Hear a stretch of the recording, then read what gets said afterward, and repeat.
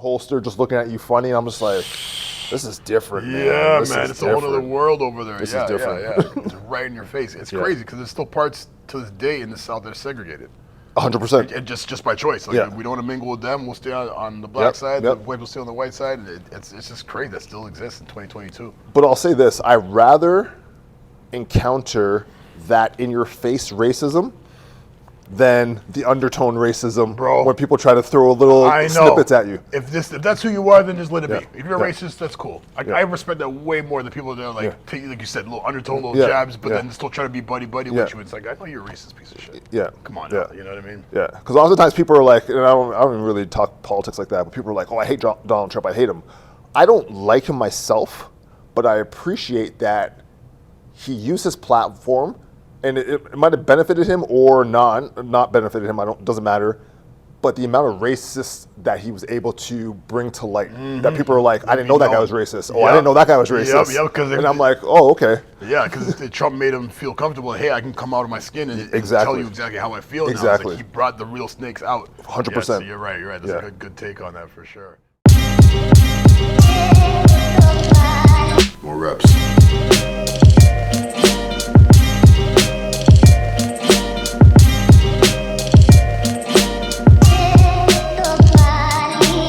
Yes, welcome back. More reps. Episode 5. We are here once again with your host, Chadwick Brown. And I'm Kamana Beckles. And as you can see, we're in the facility once again. It was so nice. Got to do it twice, you know what I'm saying? So, got some new topics for you this week. So, we're starting off with our very first set 1. We're going to be talking about training through plateaus. Because that always happens throughout your training career. No matter who you are, you're going to hit a plateau at some point. For sure. What are your views on this? So usually when I'm hitting a plateau, I found that once I got to that plateau, it was a kind of working backwards. I would have to look at how much training I was doing and the type of training I was doing. So one thing I would do right away is take a couple days rest and just restructure my program. Got it. And then kind of switch it up, because I found with my body that basically every 12 to 16 weeks, that's when I'm kind of hitting my plateau. So then I would put some more exercises in, or just change the tempo and the timing of some of the exercises, and just concentrate a little bit more on kind of some of the stabilizers, not so much the big lifts. Got it. Yeah, you touched on a few things that I didn't go through too. So I do the exact same thing. I kind of assess how I've been training. Yeah. So if I feel that I've been training too much, sometimes that's when less is more. Exactly. So you want to scale it back, maybe even bring it back down to 3 times a week if you're going 5 or 6 times, because that'll kind of like desensitize your body back to the stimulus of lifting, you know what I mean? And then start playing with things like you said, tempo, as opposed to just going for reps. You'd be it's crazy how much when you just slow down the tempo, how much heavier your weight gets. Yes. You know, I can curl like 100 pounds, no problem, but that's using a lot of momentum. If I slow down, 50 feels like 100 if I ever have to slow down. So definitely there's a little different ways you can use to push through it. But another main thing is about recognizing when you're going through a plateau. Yes, exactly. A lot of people aren't seasoned enough in this to realize, like, hey, I'm not making any progress. I've been lifting the same way, the same weight, same reps for the last, like, how many months? I'm not seeing no progress. So you got to be able to recognize it first and foremost, you know? Yeah, for sure. I found too also with my personal training clients, their body starts to adapt on like a 3 to 4 week cycle. So that would be a good baseline for us to see at the end of 3 weeks, have we increased the weight at all? Or do we need to switch it up a little bit? Or do we actually have to increase for week 4, 5, and 6? Because the body just adapts to that 3 week phase. Absolutely. Yeah. For sure. Yeah. Another way you can break through plateaus is through nutrition. Yes, exactly. You know what I mean? So a lot of times, if you're not fueling yourself properly, you're going to start hitting the wall. Yeah. And that's the problem that myself and my wife have actually encountered recently, because our training style hasn't changed that much as opposed to just the tempo, but we've really dialed in the nutrition, and we've seen crazy changes just off of that alone. Yeah. So that's another way to break through plateaus, you know? For sure. Yeah, man. So that's it right there. Hope y'all enjoyed set number 1. Set number 2 is coming up right now. All right. Set number 2, we're going to be doing a deep dive into some of the best advice that we've received over our careers in terms of fitness. One of the biggest piece of advice that I've received as of recently is, I feel like I broke a record, is slowing down, really slowing down. Because at the end of the day, if you're just kind of using momentum and swinging weights up and down, you're not doing anything. You might be doing damage to your body, that's going to cause an injury, or just enough that your body can just recover from it, but not adapt to it. And then when you adapt, that's when you grow. Nice. So really just slowing down and just like train more for feeling as opposed for numbers.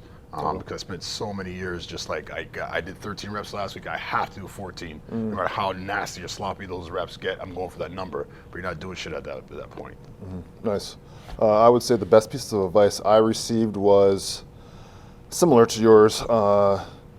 Just as you start to progress in your training, be humble enough to know that you don't know everything and that there's a lot of gray area. Yes. So fitness is never black and white. There's a lot of gray area, and you have to sample with various nutrition plans, programming, tempo styles, just to get the best fit for your body, because everyone's individual, individualized, and nothing's going to work perfectly for each person. Yeah, absolutely. It's almost like a trial and error. Exactly. Right? Yeah. And a good way I kind of look at it is like, I use myself as like a science experiment. Exactly. I'll try different things to see what sticks, and that might work for me, that might not work for me, and so forth. The same thing with clients, because just because a client, one client might get good gains from a bicep curl, it might not work for another client. So it's about figure out what works for them and whatnot. Oh, you have anything else? Yeah. So another good piece of advice is, like I was touching on before, be humble enough to always educate yourself, because I've been training now myself and training clients for 15 plus years, and something will pop up on my IG, something I never even thought about how to target a certain muscle, and I'll say, you know what, let me try that. And it hits that muscle just at a slightly different angle that might be beneficial for myself or my client. So just consistently educate yourself. For sure. Because there's new stuff coming out, new exercises coming out every single day, new research. Old scientific methods aren't relevant today, and the ones that we have today might not be relevant 10 years from now. So just always evolve yourself. Yeah, you never know too much. You can never know everything, for Exactly. sure. For sure.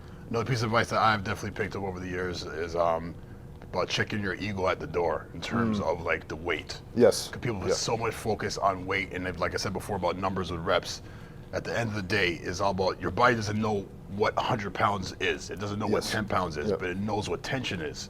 So if you get the same amount of tension lifting 10 pounds that you get with lifting 100 pounds, why not lift the 10 pounds in a good, efficient way that you're not putting so much extra stress on your joints and stuff? Because you got to also think about your longevity, you know? So yeah, might be able to get a good connection with 100 pounds, but your elbow is going to be trash in a month, you know? So it's all about checking the ego and being more smart about how much you're lifting, as opposed to not going super heavy and just focusing on the contractions. You know? Yeah, because when I was in college, one of my roommates was an avid lifter, and he used to always tell us bodybuilders often can back off the weight that you're using at this time. So if let's say I was doing a chest press with 50-pound dumbbells, he would tell me that bodybuilders could use 30 pounds and get a way better workout than I would at that 50, because they understand tempo, like you were saying, and time under tension. Absolutely. And it takes years to actually understand what that means and to have that feeling, to make that mind-body connection. But once you get it, then you understand,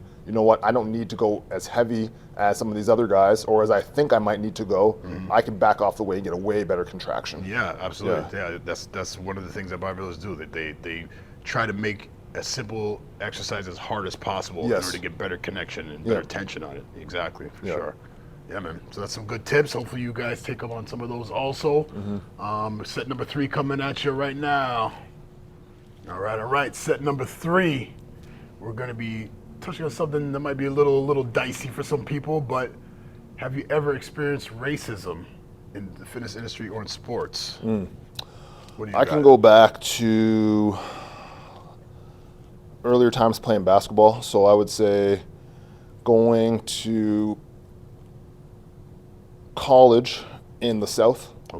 Experienced a lot of racism there. I bet. Just going through, so I went to school in Tennessee and South Carolina as well, and just going through the South, we would have long road trips, 5-6 hours, and just literally pull up at a little mom and pop restaurant to try to get some food before the game. And crazy enough, like our team's probably 80 to 85% black, so we would walk in the restaurant and it's almost like out of a movie where everyone stops what they're doing in the restaurant and just looks at the door, and you would see about 10 to 12 black guys, anywhere from 6 foot to 7 feet tall, walking through, and just to see the expression on their faces, like, what are you guys doing here? Are you lost? Type of thing. You don't belong here kind of thing. after a while, you get used to it and you expect that. But again, like a lot of people don't believe that racism still exists. Yeah. And I'm not that far removed from basketball, so it is prevalent. It still happens, and sure. A lot of those smaller country towns. It doesn't even have to be the United States. A lot of those smaller towns still operate under that kind of scope. So there must have been a big culture shock in terms of 100%. coming from Canada, 100%. Black dude from Canada, going to the States and experiencing that, like, Yeah. because again, there's racism here in Canada. It's a little bit more subtle. It's not Yes, in your face yes. like in No, the States. yeah, You know what I mean? Yeah. For me, this is going back to my football days in high school. I'm not going to mention the school, but every time we played these guys, and they would tackle us, the black dudes on the team, they would legit be saying the N-word right to our faces, and we'd have to dig deep to not like grab them by the throat. We're gonna get throw out the game or get a penalty of some sort. So it was like so blatant. It was just like, did he just say that? The first time it happened to me, I was like, that didn't happen, did it? And then it was an ongoing thing with this particular school that we do. Every time we played them, they'd always be saying things like that. And just the time back then, this is going back early 90s. So when I went to McNabb, we actually had a big time racial incident there where they took a black Cabbage Patch doll, wrapped a noose around his neck, threw it over the tree, spray paint on the wall, N-words, go back to Africa and pick cotton. Wow. And it was legit almost a race war that broke out. And this is going 92. Wow. You know what I mean? So like it was like there, it was happening, you know what I mean? So nowadays it's definitely a little bit more calmed down, but you know it exists. Even if you're just walking on the street and the person goes to the other side of the street because they see you, or put their purse on the other side when you're in the elevator with them, you know? Yeah, it's deeply connected to sports. The majority of the racism I've ever encountered had to deal directly with the sport I was playing or in some type of sporting atmosphere. I've been a fan or a spectator in a sporting event where two teams were playing and it might not went the way for the home team. Now I'm in the stands and people are yelling racial slurs to the people playing on the court, and I'm sitting there in the fans like, what is happening right now? And it's just, it's a very touchy subject, and I have young kids, and I don't even know when to really introduce it because I kind of want to shy them and protect them away from it, but it's a reality that they're going to get it at some time. It's inevitable, yeah. So at some point you definitely have to have those conversations with it, and it's tough. I remember when I had to have the conversation with my oldest son about it. He might have been 7 or 8, and I wanted to kind of just pre-prep him and let him know, hey, people are going to look at you differently just because of the way you physically look. Because you're different than the majority of people around. Just be prepared. You're going to hear some things, but just always leave the door open that you can come and talk to me about it, kind of thing, because based on what you're saying, what I'm saying, we've experienced some through our lives, you know what I mean? Yeah, and I'm doing a little bit of research right now, even diving a little bit deep, because my kids are mixed race. My partner has Japanese, English, Scottish in her, myself, Guyanese, and Jamaican. So my kids kind of don't really follow or fall into any of those categories. So they're going to be mixed race kids. So they're going to have a whole new system to deal with and encounters that they're going to have to walk and work through, because I don't know, I'm not mixed race. My partner is, but how is that going to evolve for them going forward? So you can only enlighten them so much. Exactly. It's a whole other lane they're in just based on them being biracial. Yeah, ultimately, when times get tough, people are going to identify them as black regardless. Sadly, that's the way society is. The way that they look, they can identify with a lot of different cultures. So they'll actually have the ability to fly under the radar and move about the world kind of undetected. But it's the world that we're in. Even with my son, we played football this year, and we went just north of Toronto to play. And on the team that he plays on right now, he's the only mixed race child on the team. We played a predominantly white team, and my son, right or wrong, showboated a little bit. And I heard a parent make, and they're 10 years old, I heard a parent make a slightly racist comment. One of the parents. And I'm sitting beside this guy, so I look over at the guy like, you kidding me? That's my kid you're talking about too. And I'm educated enough and I'm mature enough not to do anything. My partner's very boisterous. She would say something if she would have heard it. But again, like, it happens at all levels. And it's crazy because he's running up the score. It doesn't even matter if he's running up the score. Like, you don't make that kind of statement with kids that are 10. It just doesn't happen. It's just like not acceptable in any situation. Sadly, that's That's the society we live in. Like Yeah. I said, it's still there. It's not really in your face as much, but you know those undertones are still there For every sure. single day. You know, but we have to deal with it. But just end of the day, there's good people and there's bad people. For You know sure. what I mean? Regardless of the race, gender, creed, whatever the case may be. You know. Yeah, man. So that's what we got there for set 3. Hope y'all enjoyed that. It's time. Supersets. Let's go. All right. Set 4. You know how we do. Superset time. This is where we bounce back and forth. One topic, 2 different choices, and why we chose that one. So the first one I got from my man here, talking some cardio stuff. Okay. The rowing machine or assault bike? I would say a rowing machine. Okay. I can get my heart at a lot higher pace on the rowing machine than an assault bike. And personally, it's almost a calming feeling being on the rower rather than the assault bike. Ah, okay. Yeah. I definitely lean more towards the assault bike just because I feel like I get that instant heart rate jump just because there's so much going on. It's so hard. Yeah. You know, the rowing machine's not bad. But I find maybe it's just myself. I'm not doing it properly. I really find my lower back engaging a lot more than I would like it to. Okay. So I kind of steer away from that. But anytime I get an opportunity to jump on an assault bike, I love jumping on that. Nice. Even though I hate cardio, but still to it. All right, one back at you. When you're working out in boutique gym or any type of facility, would you rather stick to yourself and be alone or engage in conversation with the people around you? That's a good one. I like both. I'm cool with both. But I'm saying if I had really had a preference, I probably would rather just lock in, be on my own, put my headphones in, and just lock into what I'm doing, and nobody bug me. Let me really crush my things. But it doesn't mean I'm not approachable. Yep. But if I'm in like an environment where there's a lot of people working out and stuff, and I see a lot of tomfoolery going on with other stuff, I'd rather try to black it out, put the blinders on, and do my own thing. Yeah, I fall in the same way. I'd rather just put my headphones on, get to my own workout, and just stay focused on what I'm trying to achieve and the goals I'm trying to set right there. Yep. And again, I'm approachable as well, but I try to shy away from the lengthy conversations that kind of bring my pump down. Oh my Lord, those are the most annoying. And it's like, and then some of those people that can't read the room and understand, hey, like this guy's trying to do a workout, maybe I should keep the conversation very minimal and just keep adding on. It's just like, okay, volume up now. Yeah. You know? Exactly. Yeah. All right, one I'm gonna throw back at you. Winter activities or summer activities?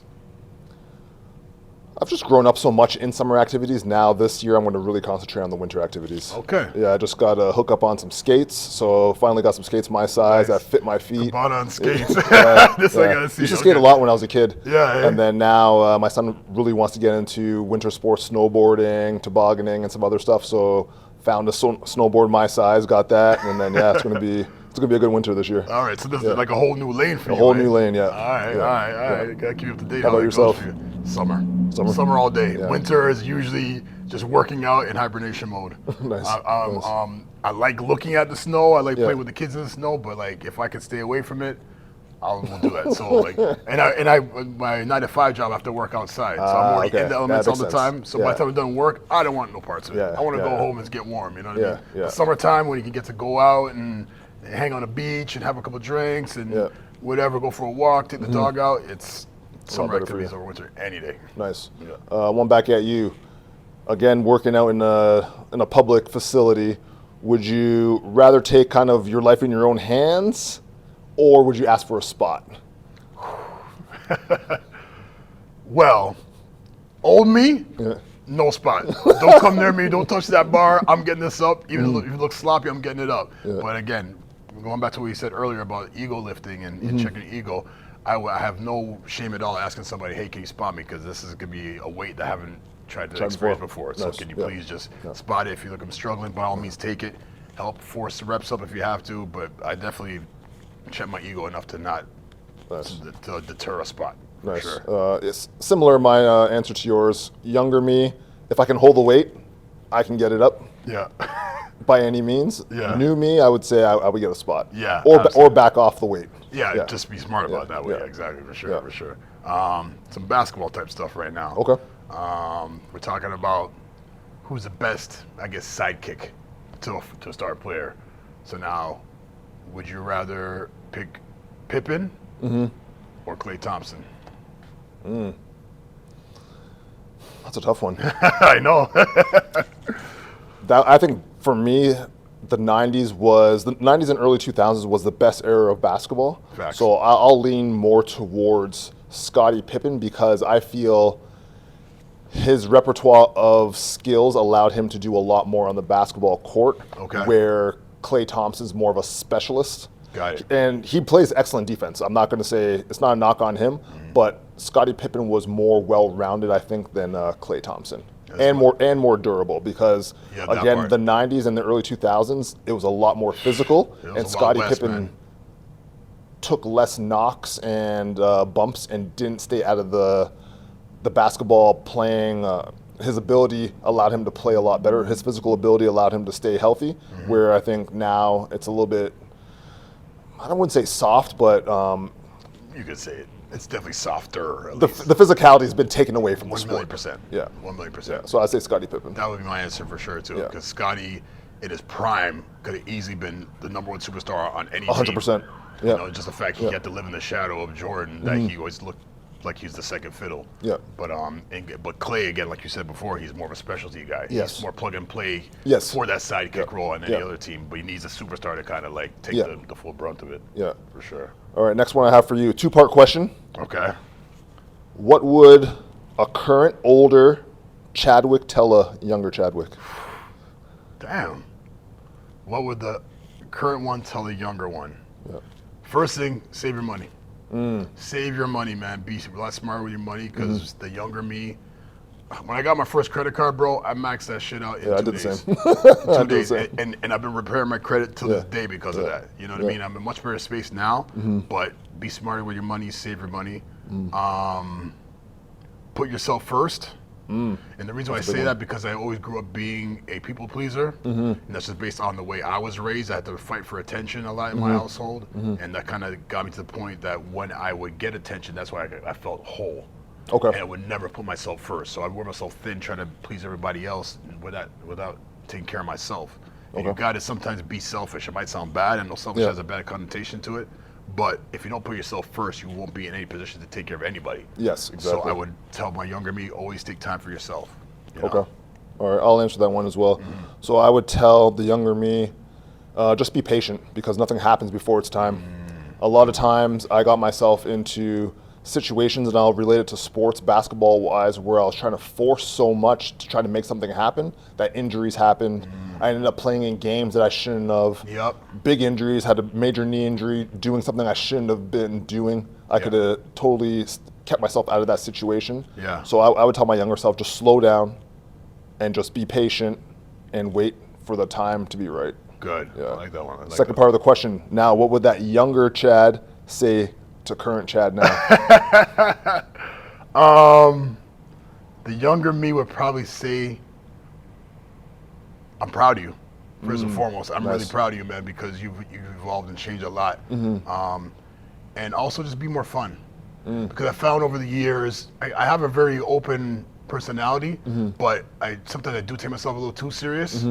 And when moments where I need to just kind of let loose and just enjoy the moment and stop overthinking things. So the younger would probably say, hey, man, just chill out, bro, and enjoy the moment, you know? Nice, nice. You? I would think that the younger me would tell my current self, continue to be creative. Don't let people stop your momentum and your creativity. That's a great one. I was very active in drawing and artistry and all that kind of stuff when I was very younger. Really? Kind of got away from it to focus on basketball and try to focus on something that would pay the bills, not knowing that full-time artists could pay the bills. That could do it, yep. So I use that creativity now to do gym designs and layouts and a little bit of architecture for clients of mine. So yeah, that younger me, I would say, keep being creative and keep developing. Nice. Okay. That's a dope question. I like that one. All right, next one. Get back on some more fitness stuff. Leg extension or leg press? I would say I prefer leg press just because I like to feel the weight coming down on top of me. And for me being a taller lifter, I want to put a little bit less pressure on the joints. I just feel that some of the leg press machines that are out there, just when I'm getting in that full extension, just putting too much pressure on my knees, where I can take the load of a leg press with some bigger muscle groups and be a little bit safer and get that weight back up. Interesting. That's a good one. Okay. Myself, I like leg extension better. Okay. Reason being is that I have really tight hips. Okay. So if I do the leg press, I can't get that proper depth. So like you said, when you feel the weight coming on you, when I get to a certain point, I just stick. And at that point, I feel like I can get more of a stretch if I had looser hips. Where on the leg extension, it's just the only joint that's moving is at your knees.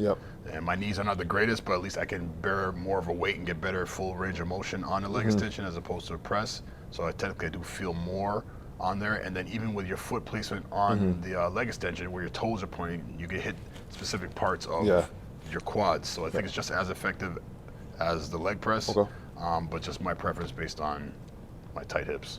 Nice. One back at you. So this, again, we'll focus on a little bit of fitness. Would you rather take a full rest day or on that rest day do active movement? I like doing active movement on rest day. I like to call it like an active rest. Okay. I find that if it's a rest day and I go for a walk, let's say I just trained legs the day before and I go for a walk and my legs are sore, it actually helps the recovery. Helps kind of loosen up the tightness and break up the lactic acid for the soreness and whatnot. So I always like to be active. I always strive to get 10K steps every day regardless anyway. But on a rest day, I like to move around. It also depends. The last block of training I just did, I legit worked out 7 days in a row. That's just kind of worked out. It wasn't my intention. But and when I got to that 7th day, I was so spent that I was like, okay, then my rest day, I'm not doing anything.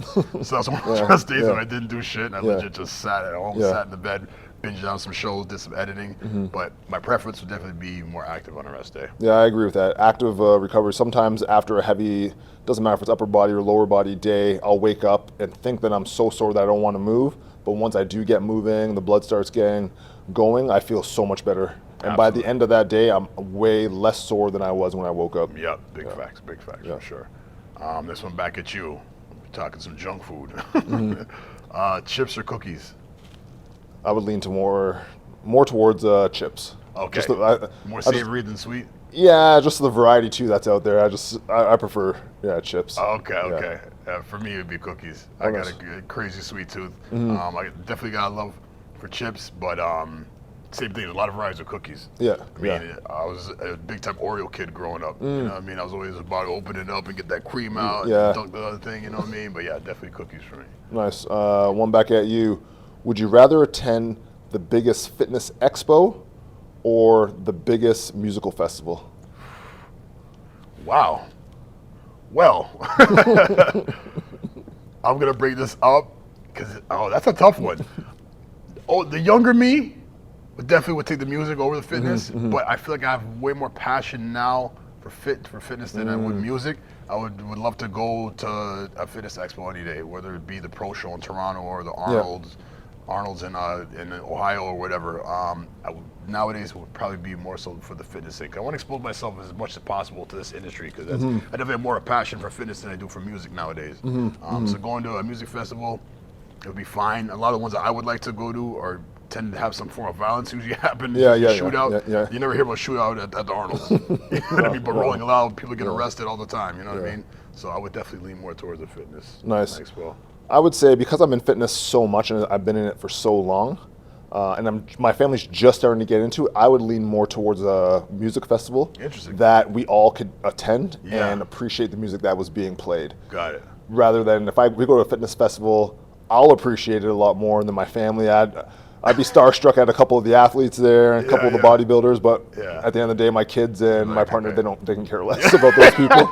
So I think they would appreciate more of a family trip and going to like a music festival. Nice. Okay. Cool. We got one last one for you. Because you have some spare time, would you rather take a nap or read a book, or even listen to a book, let's say an audio book or something? Nap. I was a big time napper when I was playing basketball. I used to try to break my day up into 2 parts.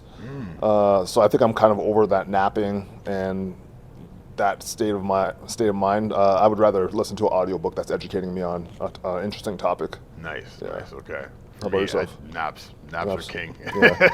Because the good thing, because usually when I read or listen to an audiobook, I'm usually doing something else anyway. If I'm like going for a drive or I'm driving from call to call at my day job, I'll throw on the audiobook and listen to it. But if it's downtime now where I get to sit and just use my time for whatever I want, I would probably rather take a nap, and just because sometimes, you might have a broken sleep or whatnot, you're not getting enough sleep. It's crazy because when we were kids, nap time we're upset. We don't want to go to nap. We don't have a nap, and now it's like as an adult, like if I can get a nap, I'm so blessed. You know what I mean? So I get to take a nap over reading a book. For sure. Yeah. You got anything else? No, I think that's good for week 5. Yeah, Covered week a lot 5. of topics. Yeah, we're rolling. You know what I'm saying? Hope y'all enjoyed that. This was episode 5 of the More Rest podcast. You can follow us on Instagram, on TikTok, and you can also email us with any comments or any suggestions and things you want us to talk about. Once again, hope y'all enjoyed it. I'm Chadwick Brown. Goodbye and Beckles. Hope y'all enjoyed it. See y'all soon. Peace.